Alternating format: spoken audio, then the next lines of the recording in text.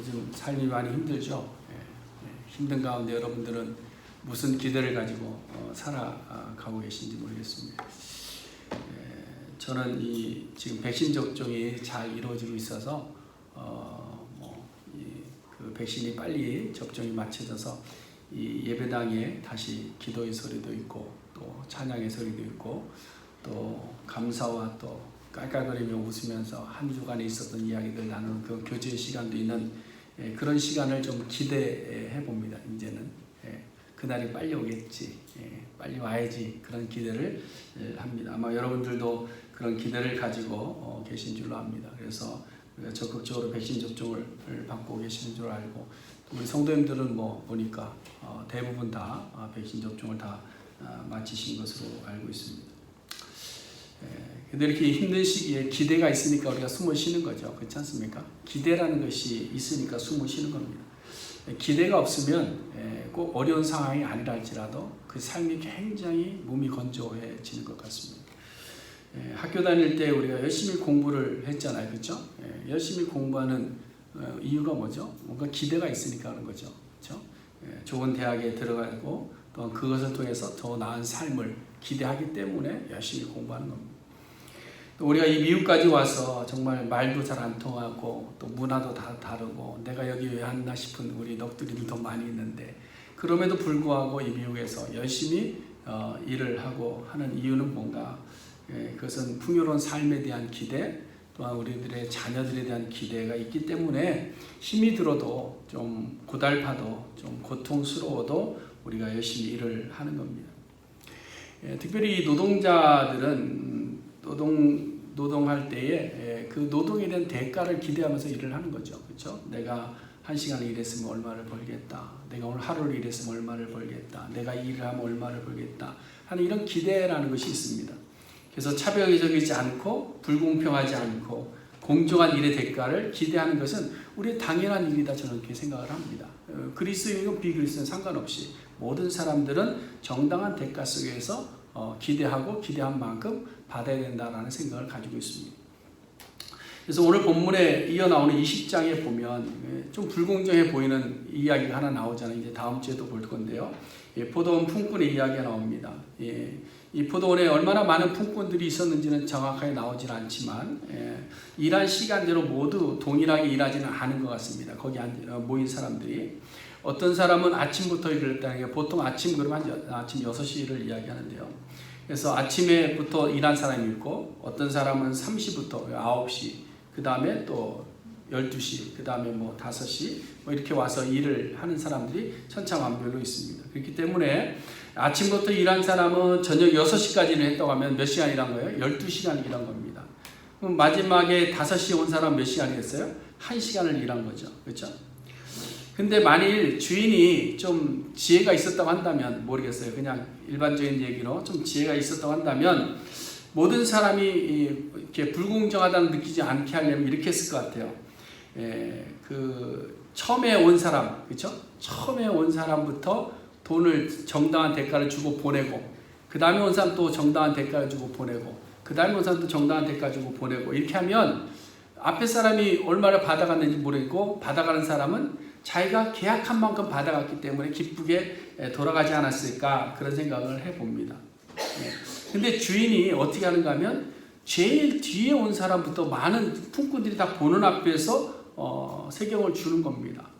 한 데나리를 주는 거죠. 그러면 그때부터 벌써 다른 사람도 어떻게 합니까? 기대가 생기기 시작하는 거죠. 자기가 처음에 맺었던 그 계약이 아니라 저 사람을 보니까 내가 또 다른 기대를 하게 되겠구나 이런 것이 생겨나는 겁니다. 왜? 내가 저 사람보다 일을 더 많이 했기 때문에. 그렇죠? 그러니까 아침 6시에 온 사람은 뭐예요? 내가 한 데나리온을 계약했지만 저 사람 때문에 내가 12데나리온 받을 수 있겠구나 이런 기대를 할 수 있었겠다라는 생각을 해봅니다. 이건 당연한 것이라고 저는 그렇게 봅니다. 왜냐하면 내가 한 일이 있으니까. 그렇죠? 내가 저만큼 저 사람보다 더 많이 한 일이 있으니까 기대를 하는 것이죠. 그러니까 베드로도 마찬가지인 것 같아요. 오늘 본문에 나오는 베드로도 재물이 많은 청년이 와서 영생에 대해서 질문합니다. 자기의 재물을 다 가지고 와서 질문하는 거예요. 그때 예수님께서 이 부자가 천국에 들어가는 것이 어렵다. 라고 말씀하시면서 제자들을 모아놓고 천국의 부자는 하나님 나라에 들어가기가 힘들다 이런 말씀을 하니까 베드로가 언뜻 생각나는 것이 자기들은 뭐예요? 다 버리고 왔잖아요. 청년은 자기 거 다 가지고 왔고 자기들은 다 버리고 왔으니까 그러면 우리에 대한 앞으로의 삶에 대한 기대가 생겨나는 겁니다. 그래서 27절에서 예수님께 질문하는 거죠. 우리가 모든 것을 버리고 주를 따라 싸우니 그런즉 우리가 무엇을 얻으리까? 무엇을 얻으리까? 그래서 어떻게 보면 이 질문이요, 베드로가 자기들의 헌신을 좀 예수님 앞에 어필하고 싶었던 것 같이 보이기도 해요.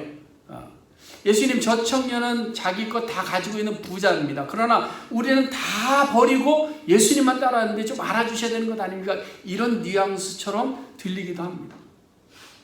그러나 사실 이 베드로의 질문은요, 좀 긍정적으로 우리가 해석을 해보면 좀 그런 것만은 아닌 것 같습니다. 이 베드로의 질문은 내가 이만큼 했으니까 좀 알아주세요 이런 것이 아니라 앞으로 펼쳐질 새로운 삶에 대한 기대를 가지고 예수님에게 질문하고 있다는 사실이죠. 왜냐하면 베드로를 포함한 제자들이 자신들의 삶의 터전을 버리고 예수를 따른 것은 예수님과 무슨 계약 관계가 있었기 때문에 따라온 것이 아니잖아요. 그렇죠?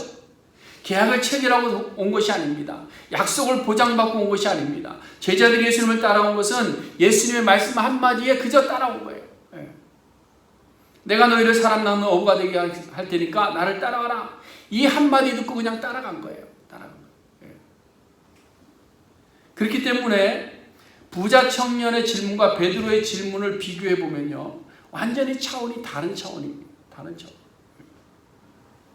청년의 질문은 내가 영생을 얻을 수 있겠는가라는 이 느낌표, 왜 내가 이만큼 했으니까 내가 이제 영생을 받겠구나라는 느낌표로 사실 시작을 한 거예요. 그걸 확인받고 싶어서. 그런데 가진 것을 모두 팔아 가난하게 주어라 라는 말씀 때문에 이게 뭐지? 하는 퀘션 마크로 끝나버린 거예요. 그래 돌아가 버린 거예요.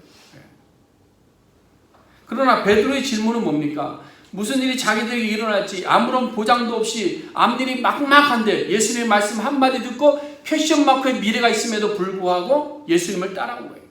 근데 오늘 말씀을 통해서 우리가 예수를 따랐더니 이런 일들이 우리에게 주어지는 거라는 느낌표로 마치게 된다는 거예요. 완전히 다른 거죠. 그래서 베드로는 예수님께서 천국 하나님의 나라에 대한 더 큰 기대를 가지고 사실 오늘 이 질문을 하고 있다라는 것이죠.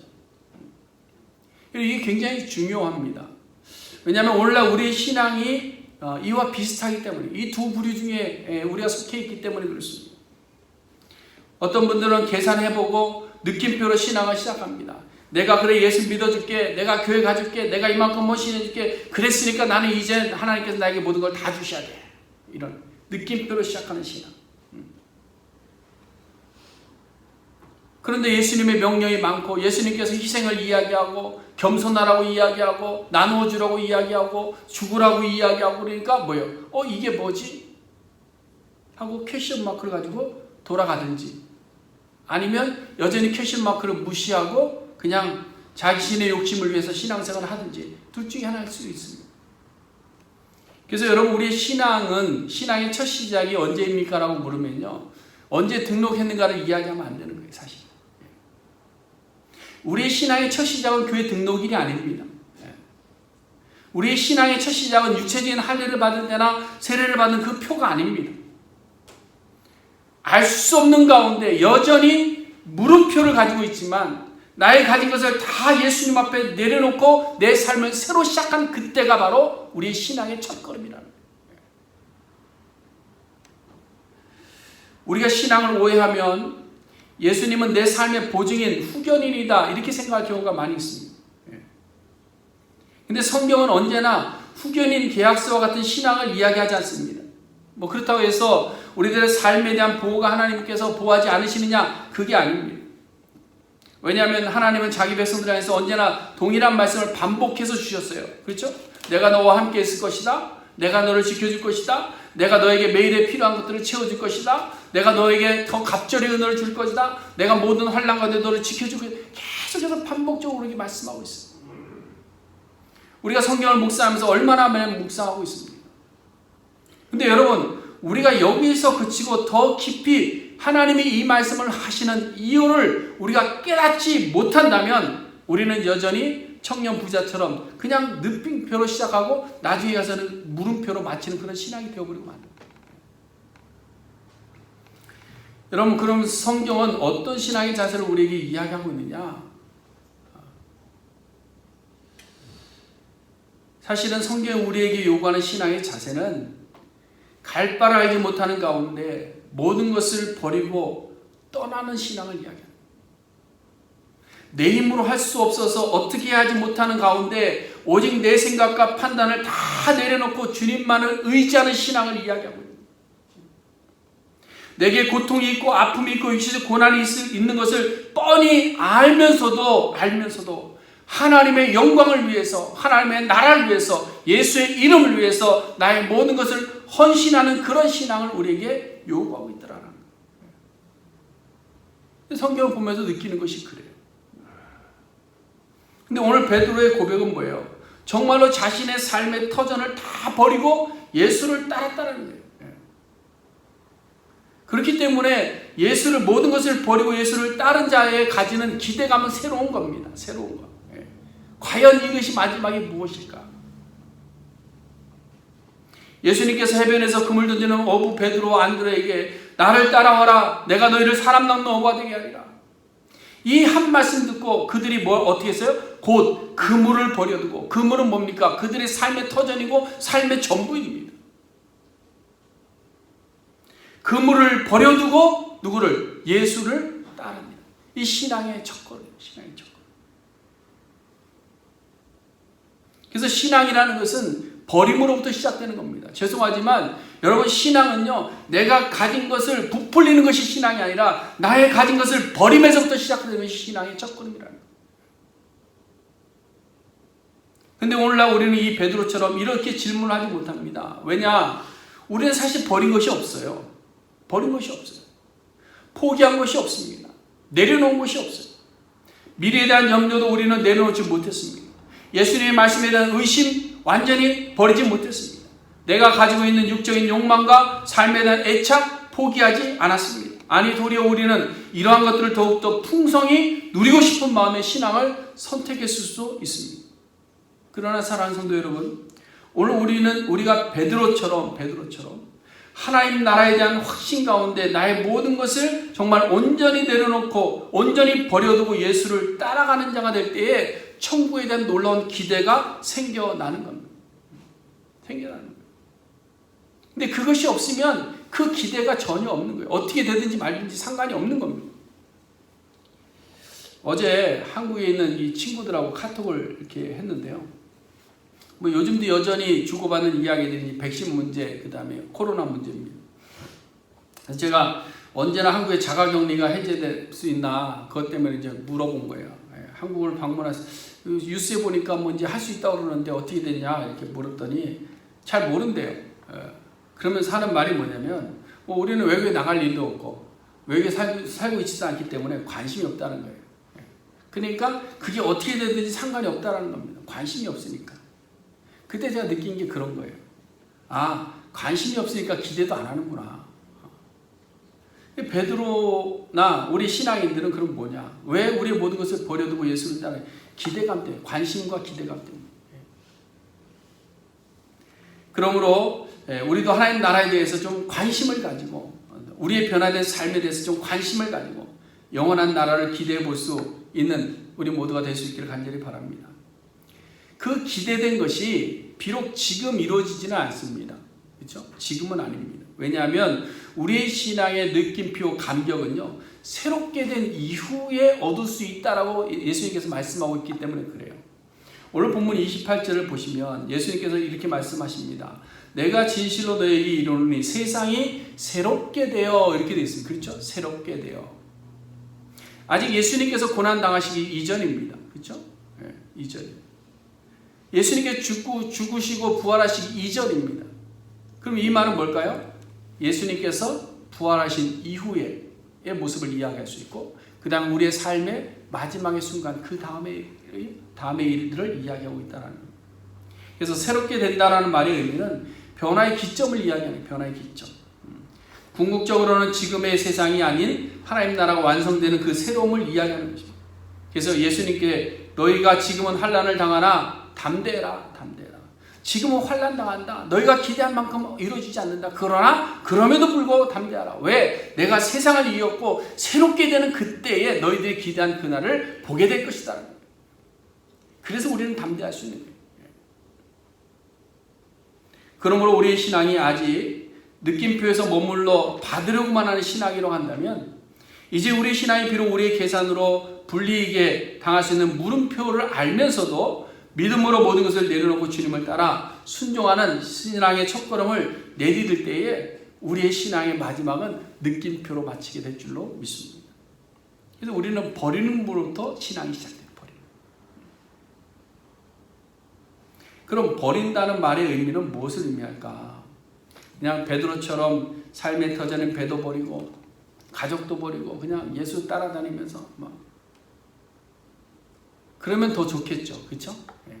그러면 더 좋을 것 같아요. 우리 성도님들 중에도 다 버리고 그냥 막 선교지로 가서 복음 전하는데 목숨 걸겠습니다. 이런 분도 좀 나왔으면 좋겠어요. 그래야 설교 내용거리가 있는데, 그게 없으니까 설교 내용거리가 없어요. 근데 이 버린다는 말의 의미는 뭐 크게는 그렇게 이야기할 수도 있겠지만, 나와 밀접하게 결합되어져 있는 것 중에서 떠나보내야 될 것을 떠나보내는 것이 버림의 의미입니다. 2017년에 한국의 정권이 교체됐잖아요. 그때 가장 핵심 과제처럼 내건 슬로건, 지금도 얘기하고 있는 이 적폐청산이라는 말이 있습니다. 그 말을 제가 이렇게 들어서 기분이 좋지는 않은데요. 뭐 쌓여왔던 잘못된 관행과 뭐 어떤 습관들을 정리한다는 그런 의미지 않습니까? 근데 저는 이 말을 사실은 다른 사람이 줘야 할 것은 아니라고 봐요. 누가 누구를 적폐라고 청산시키고 하겠습니까? 사실 우리 신앙인들이요, 우리 안에 쌓여있는 이 육적인 삶의 그 적폐들이 있어요. 잘못된 습관들, 하나님의 말씀과 하나님의 뜻에 합당하지 않은 쌓여져 있는 우리들의 습관들이 있습니다. 이것들을 청산하는 데 이 용어를 사용해야 될 줄 압니다. 우리가 지금 보고 있는 마태복음에서만 보더라도요, 아니 19장에서만 보더라도 얼마나 깊게 뿌리 내리고 있는 잘못된 습관들이 많이 있습니까? 그렇잖아요. 이혼의 문제라든지 독신의 문제라든지 어린아이에 대한 대하는 문제라든지 뭐 이런 문제들이 있잖아요. 그렇죠? 이 외에도 우리가 신앙생활을 시작하고 주님을 따르려고 할 때에 우리는 버려야 될 것이 너무너무 많은 거예요. 아니 사실은 완전히 버리지 않으면 안 될 정도의 죄의 딱지들이 우리 안에 너무나 많이 덕지덕지 붙어 있는 거예요. 너무 많이 쌓여 있는 거예요. 우리 속에 욕심들 아직 쌓여 있죠. 그렇죠? 청산 안 하셨죠? 이기주의 청산 안 하셨죠? 게으름 청산 안 하셨죠? 불신앙 청산 안 하셨죠? 정욕도 청산 안 하셨죠? 위선적인 삶 청산 안 했죠? 교만한 삶 청산 안 했죠? 거짓말하는 거 청산 안 했죠? 얼마나 많아요. 오늘 하루 종일 연구해도 다 열거할 수 있을 거예요. 우리는 아직까지 그 청산하지 버리지 못한 거예요. 다. 이러한 것들이 우리의 삶에 너무나도 밀접하게 결합되어 있다 보니까 이것을 떠나보내야 우리가 주님을 따를 수 있는 거예요. 이것을 우리에게서 띄어내야 우리가 예수님을 따라가는 거예요. 이것을 우리에게서 완전히 버려내고 주님을 따를 때 우리의 삶이 새로워질 수 있는 겁니다. 베드로가 이야기하는 것은 그걸 이야기해요. 내가 가진 것을 다 버리고 주님을 따랐습니다. 이제는 주님이 나의 주인입니다. 주님의 말씀을 따라 순종하고 주님께서 원하시는 일 하고 주님이 가시는 곳에 가고 주님께서 하는 것 하고, 이것이 변화된 삶의 첫걸음이죠. 자, 그럼 우리가 이렇게 버릴 것을 다 버리고 주를 따르면 그럼 무엇을 얻을 수 있는가 하는 게 무엇을, 오늘의 이제 주제인데요. 그럼 우리가 무엇을, 그렇게 다 버리고 예수를 따랐는데 우리가 무엇을 얻을 수 있느냐? 오늘 본문이 우리에게 세 가지 이야기하죠. 첫 번째는 12보좌에서 12지파를 심판하는 자리에 서게 되고, 두 번째는 여러 배로 보상을 받게 될 것이고, 세 번째는 영생을 상속받는다는 겁니다. 근데요, 여러분 이 세 가지 조건이요, 다 무엇과 연결되는 버림에서부터 시작되는 겁니다. 버림에서부터. 버려야 얻을 수 있는 세 가지예요. 그래서 27절에서도 베드로의 질문에 보면 내가 버리고 따랐더니 예수님께서 12보좌의 12지파를 심판하게 될 것이다, 이게 말씀한 거고요. 29절에서는 내 이름을 위해서 집이나 형제나 자매나 부모나 자식이나 전토를 버렸더니 여러 배로 보상을 받고 또 영생을 상속한다, 이렇게 말씀하고 있는 거예요. 그렇죠? 전제는 버림에서부터 시작된다는 겁니다. 이것이 무슨 의미인가 하면 우리의 신앙이 바른 신앙이 되려면 버리는 것이 우선된다는 것이고요. 그래서 우리가 그릇에 새로운 음식을 담을 때 어떻게 합니까? 먼저 비워내잖아요. 그렇죠? 씻어내지 않습니까? 그래야 새로운 것을 담는 거예요. 그러니까 여러분, 우리 안에 예수 그리스도에 대한 믿음을 채우려고 할 때에 우리 안에 있는 속사람의 옛 것들을 버려야 되는 거예요. 버려야 돼요. 그래서 오늘 본문에서 우리가 버렸을 때 얻는 세 가지인데요. 그 세 가지를 뒤에서부터 좀 생각을 해보겠습니다. 뒤에서부터.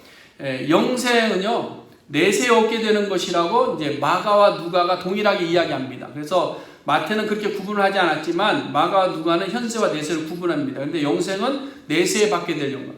그래서 이 내세에 받게 될 영생은 우리가 가진 것을 포기하고 예수 그리스도를 믿고 따를 때 주어진다는 거예요. 이것을 바꿔 말하면 포기하지 않으면 영생을 얻지 못한다는 말이죠. 그렇죠? 포기하지 못. 우리가 우리의 것을 포기하지 아니하고 예수를 믿지 않으면 우리는 영생을 얻지 못한다, 이 말입니다. 그래서 보세요. 오늘 본문에 앞선 나오는 그 청년, 부자 청년, 이 부자 청년의 아주 중요한 관심사가 영생입니다. 그렇죠? 영생이에요. 유대인들의 관심사도 영생이었습니다. 그러나 관심은 있었는데 걸림돌이 있었어요. 버리지 못한 게 있었어요. 그게 뭡니까? 재물이라는 거예요. 재물.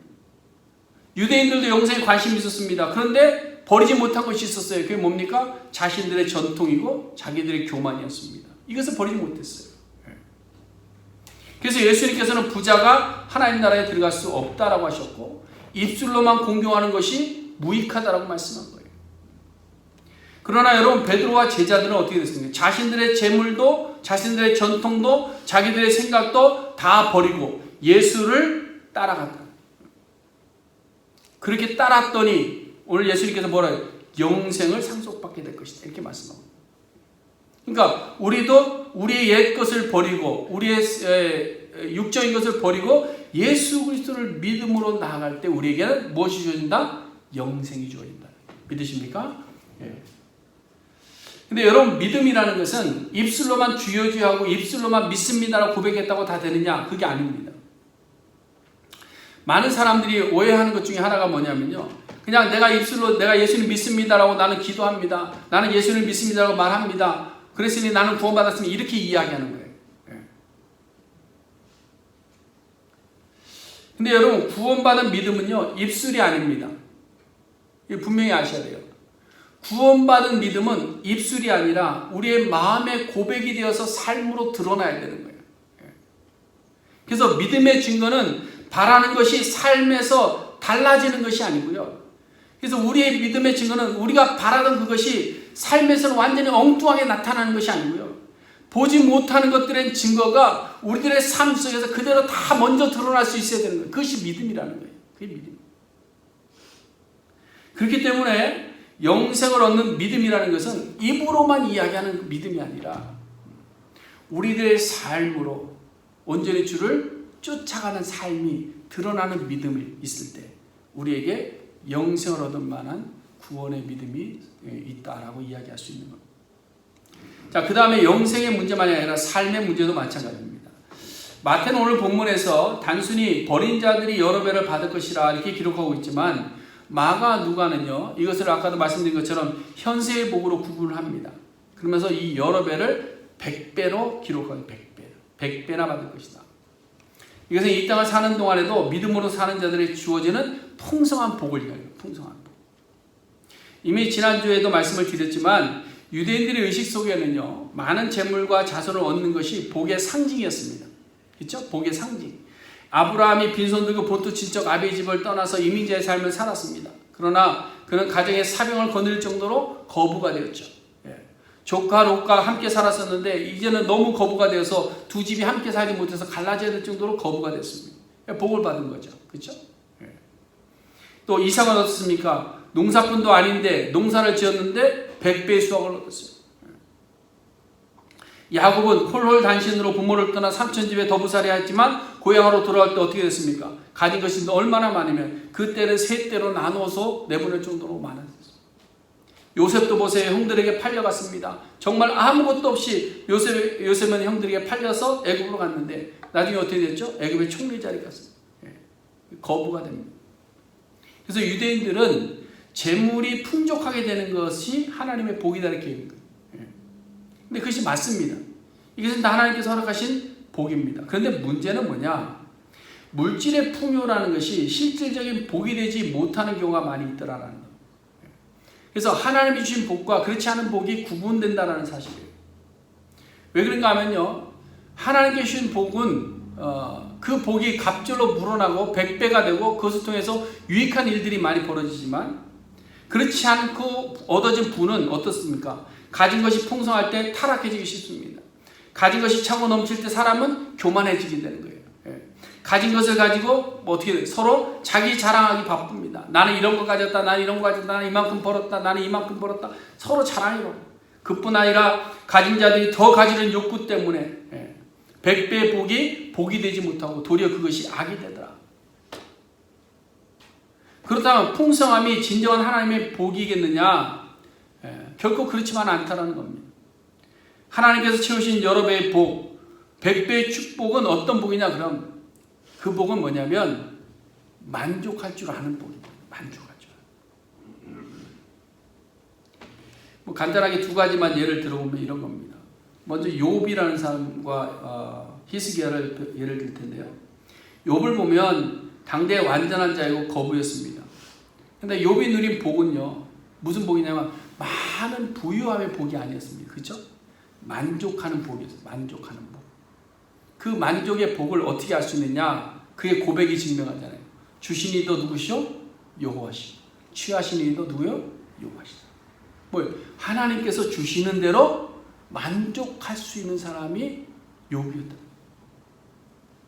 사도 바울이 그래서 이 고백을 하는 거예요. 내가 부함에도 처할 줄 알고, 내가 가난함에도 처할 줄 알고, 나는 일체의 비결을 배워. 어떤 자리에든지 나는 감사하는 풍족한 마음을 가지게 됩니다. 이것이 바로 여러 배로 받는 100배의 축복입니다. 근데 히스기야를 보세요. 히스기야는 병 낫기를 구했습니다. 그래서 15년 생명 연장을 받았어요. 근데 도리어 그것 때문에 어떻게 됐습니까? 교만해졌습니다. 교만해. 그래서 자기의 가진 것을 자랑하기 바빴어요. 자기가. 그러다 결국 하나님의 책망을 받죠.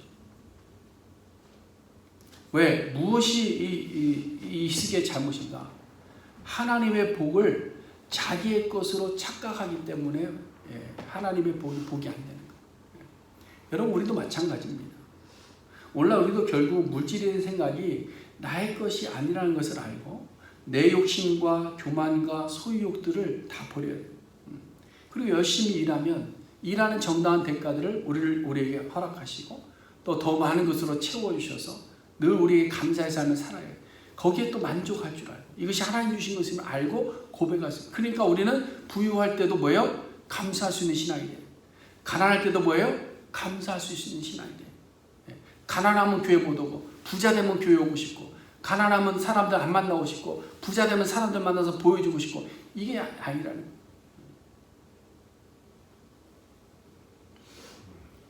자, 이렇게 자신의 소유를 버리고 주를 따르는 자들이 받게 되는 현세와 내세의 복에 대해서는 공간복음이 동일하게 다 이야기하고 있는 겁니다. 자세한 내용들을 나중에 또 기회가 되면 또 말씀드리기로 하고요. 근데 이제 그 마태가 한 가지 유일하게 이렇게 따로 기록한 것이 바로 뭐냐면 12보좌에서 12지파를 심판할 것이라는 내용입니다. 이거는 마태만이 기록하고 있는 내용이거든요. 그래서 28절에 보시면 인자가 자기 영광의 보좌에 앉을 때에 나를 따르는 너희도 12보좌에 앉아 이스라엘 12지파를 심판하리라. 이 말씀에 대한 해석이 참 조금 어려움이 있습니다. 근데 이 말씀은 좀 단순하게 보면 예수님께서 재림하셔서 하나님 나라가 완성되실 때에 그때의 제자들이 보좌에 앉아서 이스라엘 12지파를 심판하게 되겠구나, 이렇게 해석할 수 있습니다. 그러나 우리가 계시록에 보면요, 제자들이 12보좌가 안 나와요. 그렇죠? 계시록에는 보좌가 몇 개 나오죠? 24장로의 보좌가 나오죠. 그렇죠? 24장로의 보좌. 그리고 그 24장로가 누구냐에 대해서는 성경이 언급하고 있지 않습니다. 그렇기 때문에 이 오늘 12이 이스라엘 지파를 심판한다는 말이 꼭 내세에서 일어나는 일이라고만 할 수는 없는 겁니다. 그리고 이 24장로 12제에 포함되는 것도 명확하지 않기 때문에 우리는 그걸 알 수 없습니다. 자, 그럼 오늘 본문은 우리가 어떻게 봐야 될까? 그것은 부활하셔서 자기 영광의 보좌에 앉으신 예수를 믿는 자들의 변화된 삶으로 보아야 되지 않겠느냐라는. 왜 그런가 하면요, 우리가 누가복음 22장에 이렇게 가보면요, 누가복음 22장에 24절에 보면 최후의 만찬이 열리는 자리에서 제자들 사이에서 다툼이 일어났습니다. 서로 누가 크냐라는 다툼이었어요. 그때 예수님께서는 다스린 자가 되지 말아라, 누가 큰 자가 되려고 하지 말아라, 도리어 낮은 자가 되고 섬기는 자가 되라, 이 말씀합니다. 그리고 나서 하신 말씀이 오늘 본문에 나오는 말씀과 동일한 말씀을 또 하세요.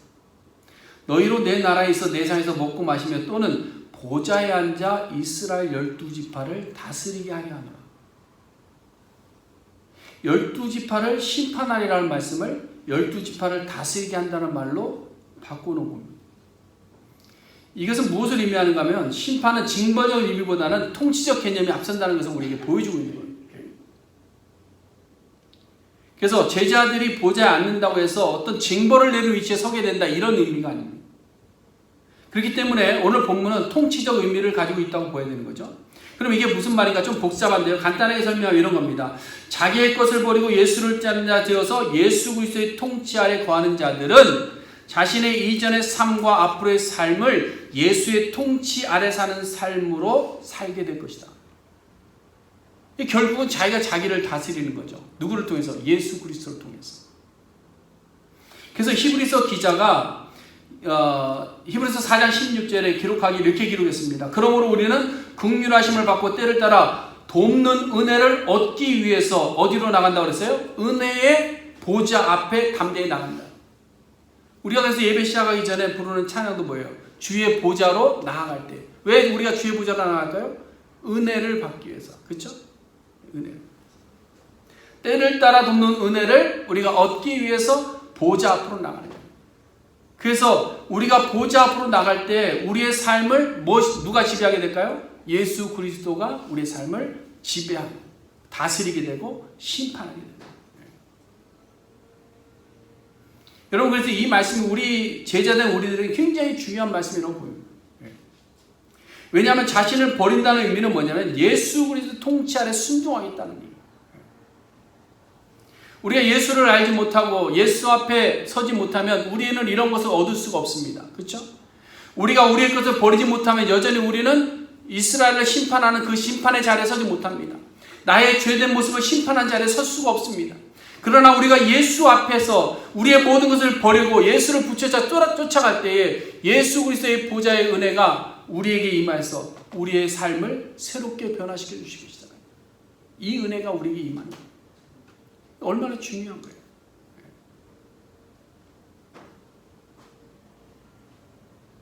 이것이 바로 우리가 얻는 거예요. 가장 중요한 것이 이 12보좌에 앉아 이스라엘 12지파를 심판한다, 이 말씀 아니에요. 우리의 모든 것을 버리고 주를 따랐더니 예수 그리스도가 우리의 옛날의 삶들을 심판하고 지배하고 다스리고 통치해서 우리로 새로운 삶을 살아가게 만들어가는, 이것을 우리가 얻게 되는 그런 놀라운 은혜가 우리에게 임한 줄 믿습니다. 사랑하는 성도 여러분, 우리가 신앙생활을 통해서 기대하는 것이 무엇일까요? 우리가 신앙생활을 통해서 얻게 되는 것이 과연 무엇일까요? 우리도 역시 신앙생활을 통해 기대하는 것은 바로 영생입니다. 그럼 영생을 얻기 위해서 우리가 해야 되는 것은 무엇일까? 버리는 겁니다. 정말 완전히 버리는 겁니다. 오늘 본문에 보세요. 집이나 형제나 자매나 부모나 자식이나 전토를 버리라고 해요. 이것보다 더 소중한 것 있습니까? 이것은 단순히 물질적인 것, 외적인 것만을 의미하는 것이 아닙니다. 우리의 가치 기준, 우리의 삶의 계산법, 우리 인생의 목표, 이 모든 것들이 다 포함되어 있는 거예요. 그런데 이 모든 것을 버리라는데 그냥 무작정 버리는 것이 아니고 무엇을 위해서? 예수를 위해서, 예수의 이름을 위해서, 하나님의 나라를 위해서 버리라는, 하나님의 나라를. 그럼 우리가 얻는 것은 뭐냐? 때를 따라 돕는 은혜의 보좌를 우리가 얻게 되는 거예요. 현세와 내세의 복을 받아 주시는 은혜에 만족하면서 감사하는 삶을 얻게 될 줄로 믿습니다. 기도하겠습니다.